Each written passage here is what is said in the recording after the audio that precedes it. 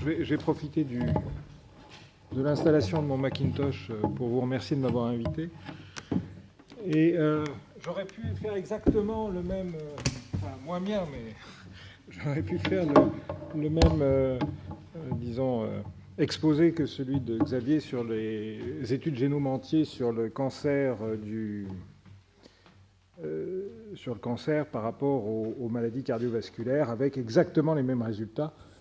Et probablement que si on n'est pas à risque de maladie cardiovasculaire, il y a des chances qu'on soit à risque de maladie cancérologique, puisque je vous rappelle qu'il faut bien mourir de quelque chose.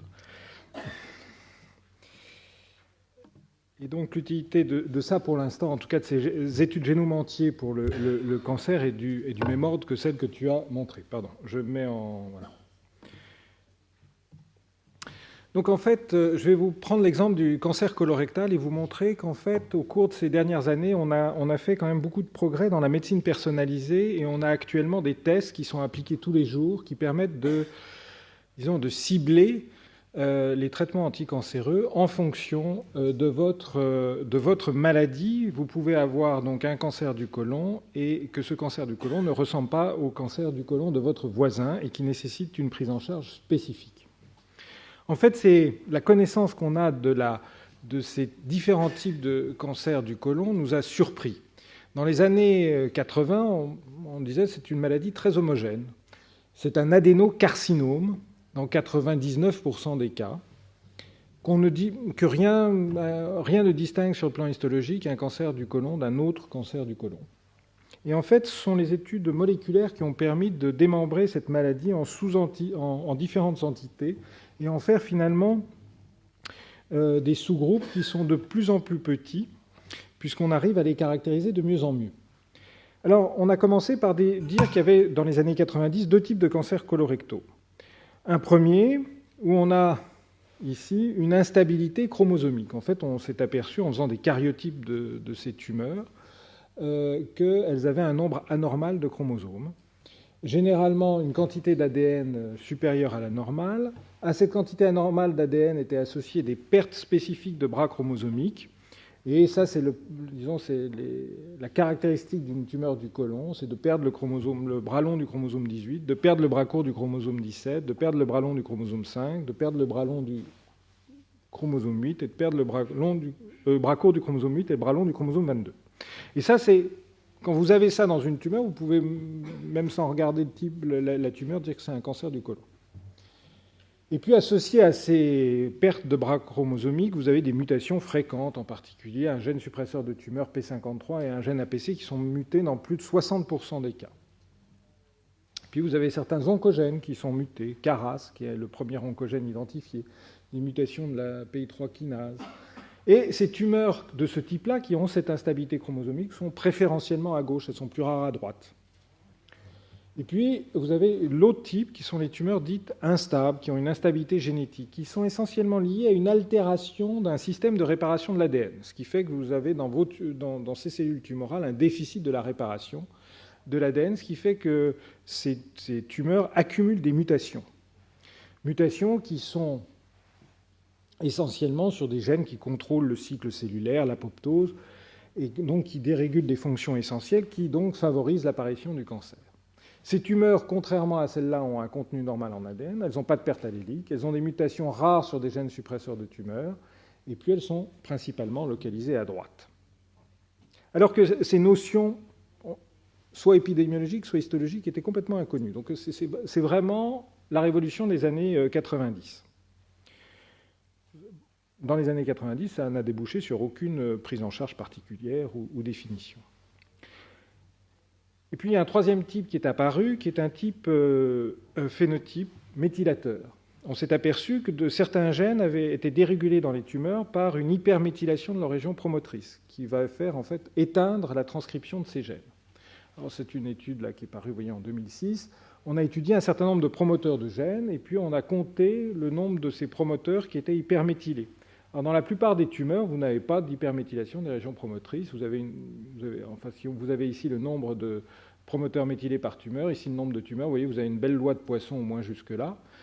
Et puis, par contre, vous voyez qu'il y a une distribution bimodale. Il y a un petit groupe de tumeurs, environ 18% de tumeurs du côlon, où il y a un grand nombre de promoteurs qui sont hyperméthylés. Environ 20%, on va dire, des tumeurs du côlon peuvent avoir ce profil-là. Et quand on regarde par rapport aux deux profils précédents, on s'aperçoit que ces fameuses tumeurs qui ont cette instabilité génétique, les tumeurs MSI positives, elles ont toutes le phénotype, ici, le phénotype méthylateur qui est ici représenté en noir.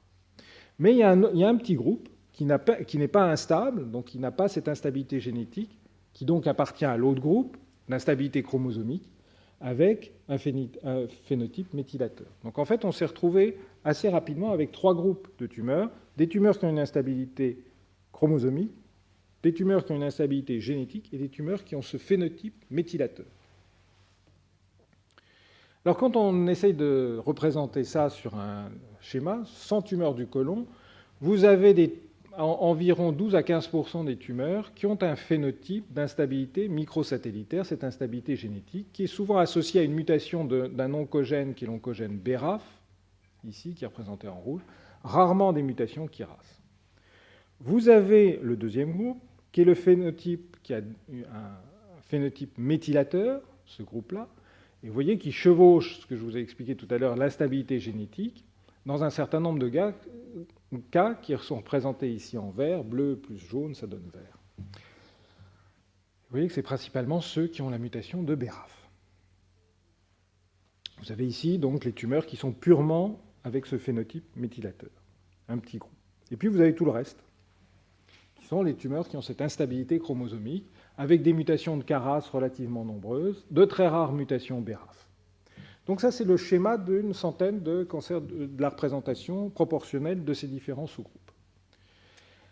Alors en fait, on s'est aperçu assez rapidement que ce groupe ici en bleu, ce sont les patients qui ont développé leur cancer du côlon dans le cadre d'une prédisposition majeure au cancer du côlon liée à une altération génétique, qu'on appelle le syndrome de Lynch. Cette altération génétique est en fait sur ces fameux gènes de la réparation des mésapariments de l'ADN, donc de ce système qui est altéré dans l'ensemble, enfin dans le sous-groupe de 15% des tumeurs du côlon. Mais dans ce cas-là particulier, ce n'est pas une mutation qui est acquise, ce n'est pas une altération acquise, c'est une mutation constitutionnelle présente dans toutes les cellules d'un individu qui va se transmettre de génération en génération avec un risque très élevé, on le verra tout à l'heure, de développer un cancer du côlon. Ce groupe-là, en fait, en vert, sont les tumeurs qui ont une instabilité génétique qui est acquise au niveau de la tumeur par une méthylation, justement, des gènes du système de la réparation des mésapariments de l'ADN. Et puis, ce petit groupe-là sont les tumeurs qui ont une instabilité chromosomique, qui ont en fait une maladie qui, elle aussi, prédispose au cancer du côlon, sont la polypose adénomatoseuse familiale avec un gène APC et une transmission autosomique dominante. Alors, on va voir les prédispositions. Donc, il y a des anomalies constitutionnelles qui prédisposent au cancer du côlon. Dans la population générale, le risque de développer un cancer du côlon, alors vous avez ici les différentes tranches d'âge, et vous voyez qu'en cumulé, vous avez la population française, si vous êtes un homme, vous avez 4,5% de risque de développer un cancer du côlon, et si vous êtes une femme, 2,5%. Et on voit tout de suite que ce pourcentage va changer, le risque va changer, si en fait on a un antécédent au premier degré de cancer du côlon. Si vous avez effectivement un antécédent au premier degré, quelqu'un qui a fait un cancer du côlon, vous voyez que votre risque est multiplié par 2. Si ce premier degré a fait son cancer du côlon avant 45 ans, vous avez un risque multiplié par 3. Si vous avez... il l'a fait après 45 ans, c'est 1,8. Si vous en avez 2 au premier degré qui ont fait des cancers du côlon, votre risque est de 5,7.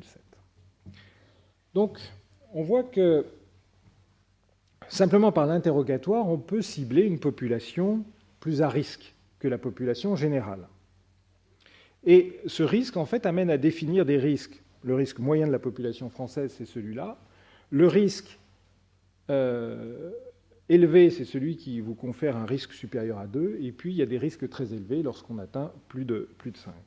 Alors, dans les prédispositions majeures, où on a identifié une altération constitutionnelle qui prédispose, on a en fait 2 types de maladies, la polypose adénomatoseuse familiale, 1 à 2% des cancers colorectaux. Il y en a deux, en fait, c'est une maladie autosomique dominante liée à une mutation du gène APC avec un risque relatif multiplié par 19, ou une maladie autosomique récessive liée à une mutation du gène MYH. C'est des maladies qui sont simples à reconnaître parce qu'il y a beaucoup de polypes au niveau du côlon, et donc le diagnostic, en fait, ne pose pas de problème et on n'a pas besoin de techniques très sophistiquées. Mais il y a le syndrome de Lynch qui pose un problème. C'est 3 à 5% des cancers colorectaux. C'est une maladie autosomique dominante. C'est une mutation de ces fameux gènes du mésappariement de la réparation du mésappariement de l'ADN, donc un système de réparation de l'ADN, où il y a des mutations constitutionnelles sur ces 4 gènes qui participent à cette réparation. Et le risque relatif de développer un cancer colorectal est de 17 par rapport à la population générale. Alors comment reconnaître devant quelqu'un qui a un cancer du côlon qu'il a développé ce cancer du côlon dans le cadre de cette prédisposition? C'est toute la difficulté. Puisque si vous ne diagnostiquez pas, si vous ne faites pas ce diagnostic, en fait, vous condamnez quelque part les apparentés à faire eux aussi des cancers du côlon, alors qu'on peut les prévenir relativement facilement en faisant des coloscopies répétées au cours de l'existence.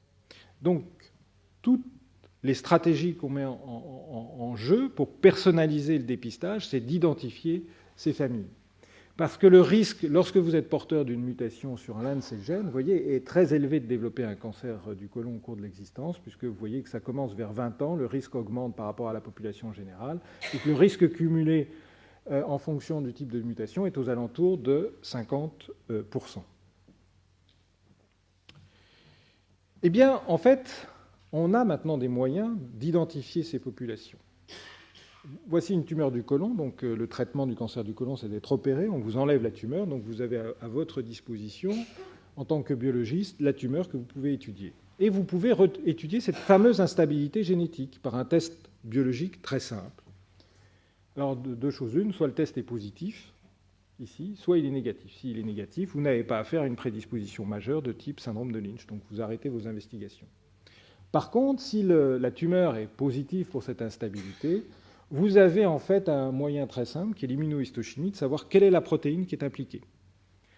Si c'est la protéine HMSH2, HMSH6 qui est éteinte, c'est-à-dire que votre mutation entraîne l'extinction de cette protéine, donc le déficit de la réparation, eh bien, vous criblez ces gènes et vous identifiez la mutation familiale, et ensuite vous allez rechercher cette mutation familiale chez les apparentés du sujet atteint qui vous a permis de faire le diagnostic. Si l'immunohistochimie montre une extinction d'HMLH1, HMLH1 peut être éteint de manière dans des tumeurs sporadiques, non prédisposées. Alors on cède maintenant de la méthylation d'HMLH1. Si l'extinction est liée à une méthylation d'HMLH1 que vous avez recherché par biologie moléculaire au niveau de votre tumeur, vous vous arrêtez. Si par contre vous n'avez pas cette méthylation, alors à ce moment-là, vous allez continuer et tester le gène HMLH1. Donc avec 2 tests moléculaires très simples à faire, peu coûteux, vous êtes capable de dépister l'ensemble des sujets qui ont développé leur cancer du côlon dans le cadre d'une prédisposition familiale. L'intérêt de ça, c'est que vous faites disparaître dans ces familles la mortalité par cancer du côlon. C'est une étude qui l'a montré. En fait, le risque de cancer du côlon est réduit de 62% chez les gens qui se soumettent à un dépistage par coloscopie tous les 2 ans, qu'on n'a pas de mort dans ce groupe-là et qu'on réduit la mortalité par cancer du côlon dans ces familles prédisposées de 66%. Il y a maintenant plusieurs études qui confirment. Ça, c'est pour la prédisposition majeure. Alors, on descend d'un cran, on n'a pas identifié de prédisposition majeure, mais on a des antécédents familiaux pour lesquels probablement c'est une hérédité multigénique. Pour l'instant, on est incapable d'utiliser l'information fournie par les études de génome entier. On va, en fait, faire des consensus et dire ce qu'il faut faire. Donc, c'est des patients ayant des antécédents familiaux avant 65 ans, des patients ayant des antécédents personnels d'adénome, qui sont les lésions pré-cancéreuses du côlon, qui n'ont pas les fameuses prédispositions que je vous ai énumérées tout à l'heure. À ceux-là, on va leur proposer une coloscopie systématique à partir de l'âge de 45 ans, et tous les 5 ans. Et puis, on va s'adresser ensuite aux patients qui ont le risque moyen, c'est-à-dire tout le monde dans cette salle qui a plus de 50 ans, moi y compris. Et on va faire le dépistage dit de masse. Et pour cela, on a proposé, à partir de 50 ans et tous les 2 ans, de dépister du sang dans les selles par un test et de faire une coloscopie si ce test est positif. Et ça marche. Parce que si on fait ça, on réduit la mortalité par cancer du côlon dans la population. Ça a été démontré dans 3 études, dans différentes populations. On réduit de 15% chez les gens dans la population cible et 30% dans la population qui se soumet au dépistage. C'est-à-dire qu'on réduit la mortalité par cancer du côlon d'un tiers si on se soumet à ce test de détecter du sang dans les selles tous les 2 ans à partir de l'âge de 50 ans. Malheureusement, dans les meilleures études, seuls 50% de la population invitée au dépistage se soumet au dépistage et que très probablement ceux qui ne se soumettent pas au dépistage sont les populations les plus à risque. Mais ça, c'est assez général dans toutes les maladies. Ensuite, on va aborder le deuxième aspect qui est l'aspect somatique. En fait, la génétique somatique, ce par quoi j'ai commencé mon exposé, permet en fait de définir le pronostic et de prédire la réponse thérapeutique, comme je vais vous montrer. Alors ça, c'est le schéma, le paysage, j'ai appelé ça le paysage thérapeutique du cancer colorectal en 2011. C'est face à un patient qui a un cancer du côlon. Donc le premier traitement, c'est d'enlever la tumeur primitive. Ensuite, en fonction du stade, on va lui proposer, si c'est un stade précoce, rien. Et si c'est un stade un peu plus avancé, on va lui proposer une chimiothérapie dite adjuvante, c'est-à-dire qu'on a enlevé la tumeur et on consolide en faisant 6 mois de chimiothérapie avec cette chimiothérapie qui est à base de 5-FU ou de 5-FU et d'oxaliplatine. Malheureusement, cette attitude, environ 40% des malades qui ont été opérés d'un cancer du côlon vont récidiver sur le plan métastatique. Alors, dans disons 10 à 20% des cas, on va pouvoir enlever la métastase et on va retourner à une situation, je dirais, stabilisée. Soit malheureusement, l'apparition des métastases est inopérable et on va rentrer dans un cycle de chimiothérapie dite palliative qui améliore le pronostic, comme je vais vous le montrer. Mais vous voyez qu'on a plusieurs combinaisons possibles, soit de chimiothérapie classique, donc d'oxaliplatine, de 5-FU, d'irinotecan de 5-FU. On y associe maintenant des thérapeutiques dites ciblées, qui sont des thérapeutiques anti-angiogéniques, qui inhibent la néo-angiogénèse provoquée par les vaisseaux, par la tumeur, le bevacizumab, ou des anticorps anti-EGFR, j'y reviendrai tout à l'heure, qui inhibent la voie du récepteur à l'EGF et qui inhibent un certain nombre de voies de signalisation qui sont importantes pour la tumeur.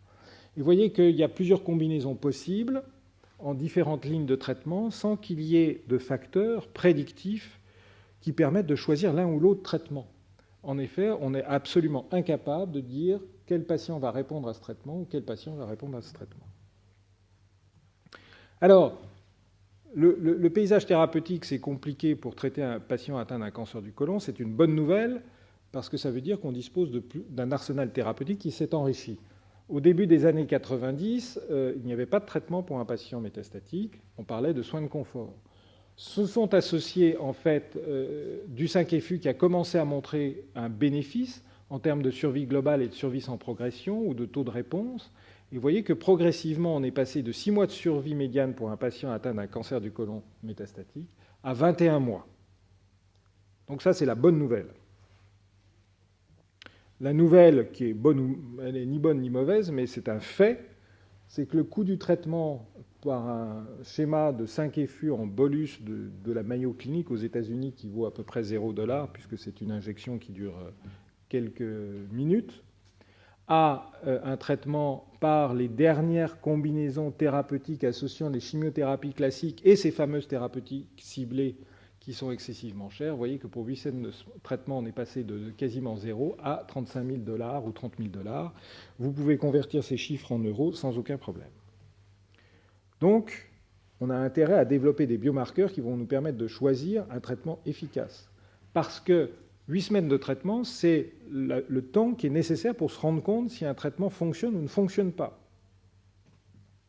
Donc c'est cher pour faire un essai. Et puis il y a une perte de chance parce que vous avez perdu 8 semaines à donner un traitement inefficace.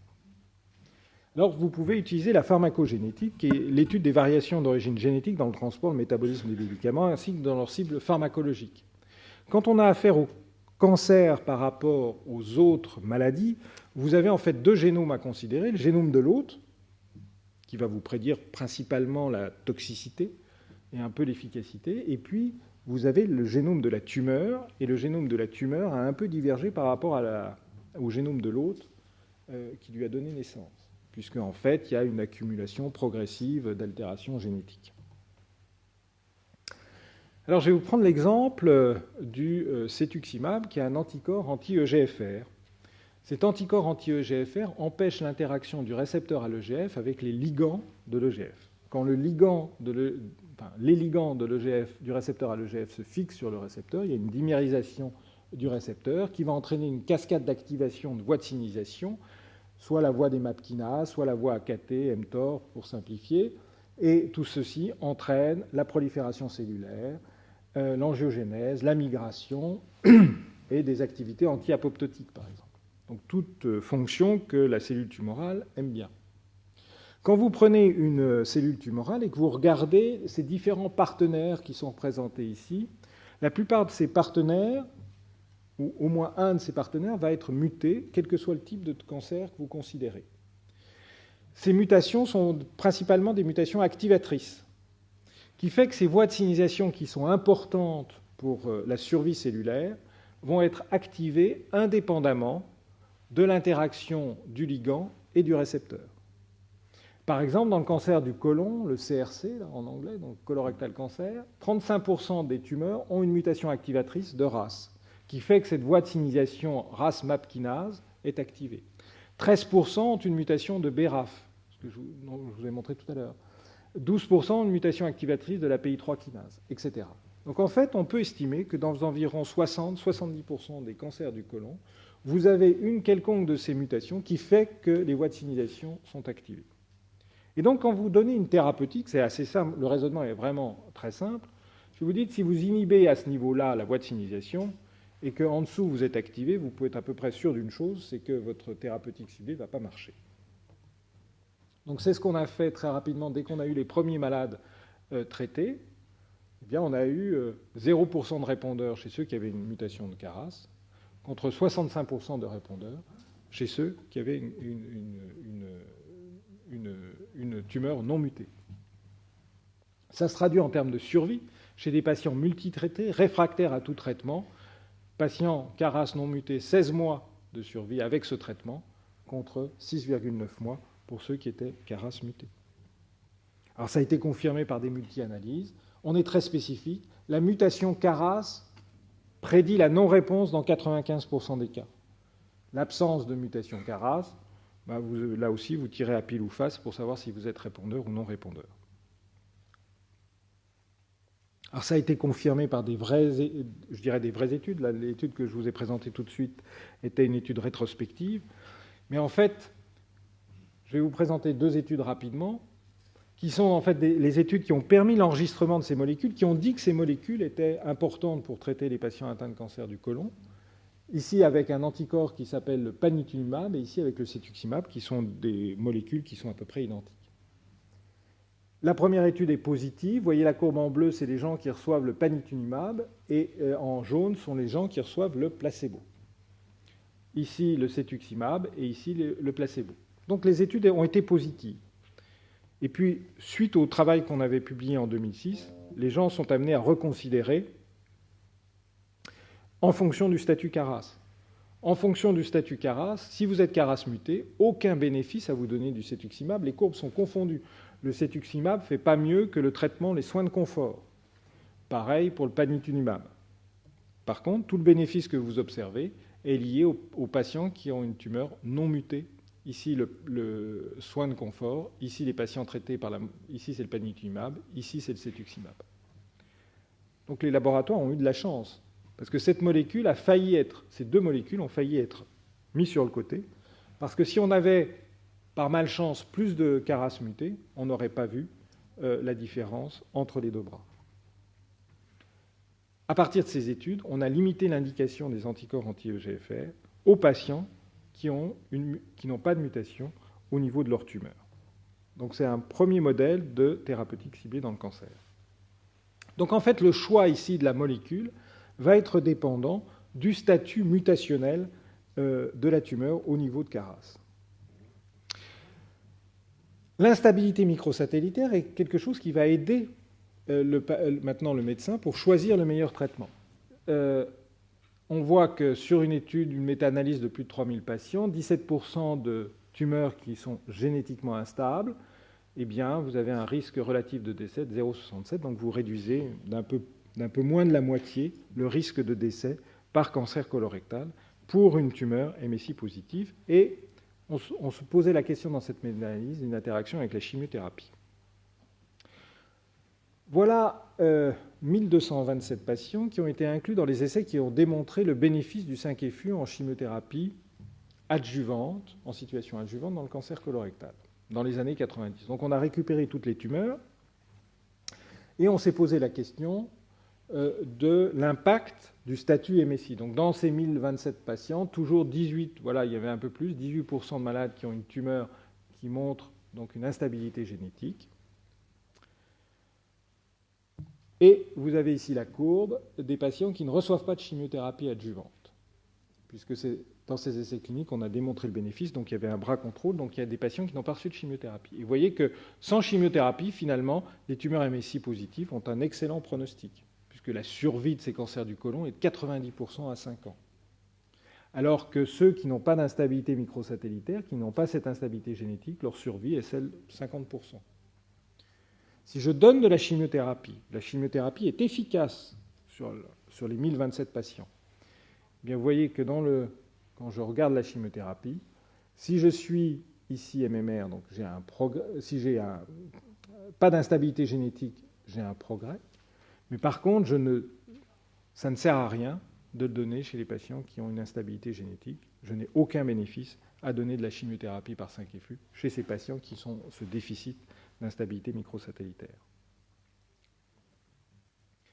C'est montré ici, dans cette courbe-là, qui est la suite du travail. Pas de chimiothérapie, de la chimiothérapie par 5-FU en bleu chez les patients qui ont une instabilité génétique sporadique liée à une hyperméthylation du promoteur du gène HMLH1. On est même plutôt délétère à leur donner une chimiothérapie adjuvante. Alors, par contre, si vous avez un syndrome de Lynch, c'est-à-dire si vous êtes prédisposé à faire un cancer du côlon dans le cadre d'un syndrome de Lynch, la chimiothérapie a un impact sur votre survie. Ici, c'est les patients qui ont reçu une chimiothérapie adjuvante, et ici, ce sont les patients qui n'ont pas reçu de chimiothérapie adjuvante. Donc le sujet est compliqué, mais on voit qu'on arrive à personnaliser le traitement de façon extrêmement fine. Dans ce groupe-là, ce n'est pas la peine de leur donner de chimiothérapie. Ils ont un pronostic tellement bon que de toute façon, voilà, on n'a pas besoin de rajouter quelque chose. Alors, je vais finir en disant que c'est vraiment une réalité dans la prise en charge des malades atteints d'un cancer du côlon. Dans le diagnostic du risque, et définir le phénotype MSI devient une quasi-obligatoire si vous voulez dépister en fait les sujets à risque.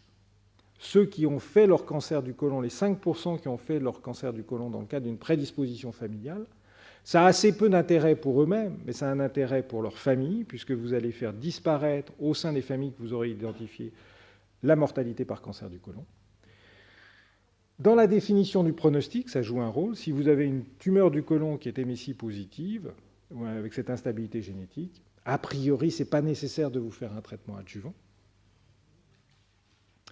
Et dans la prise en charge thérapeutique, on a des tumeurs qui ont une mutation KRAS pour lesquelles on ne doit pas vous prescrire un traitement inefficace avec des effets secondaires qui sont les anticorps anti-EGFR. On a sur le marché des molécules qui ciblent spécifiquement les mutations de BRAF qui vont arriver et qui vont donc être dans 10% des cancers du côlon, être une excellente indication probablement. Vous avez des mutations d'HER2 qui ont été retrouvées dans 1 à 2% des cancers du côlon et qui sont présentes, ces mutations sont présentes dans 10 à 15% des cancers du sein, pour lesquels il y a une thérapeutique efficace, qui est efficace dans le cancer du sein et qui devrait être efficace dans le cancer du côlon. Donc on arrive en fait à faire des entités de plus en plus petites de cancer du côlon. On est parti d'un groupe homogène qui représentait 40 000 nouveaux cas de cancer du côlon en France chaque année. Et on arrive à définir des entités qui sont de l'ordre de 1000 à 2000 patients chaque année en France, pour lesquels on va développer des traitements spécifiques et des prises en charge spécifiques. Voilà. Je Je pense que je ne sais pas si j'ai... Je ne peux pas regarder si j'ai...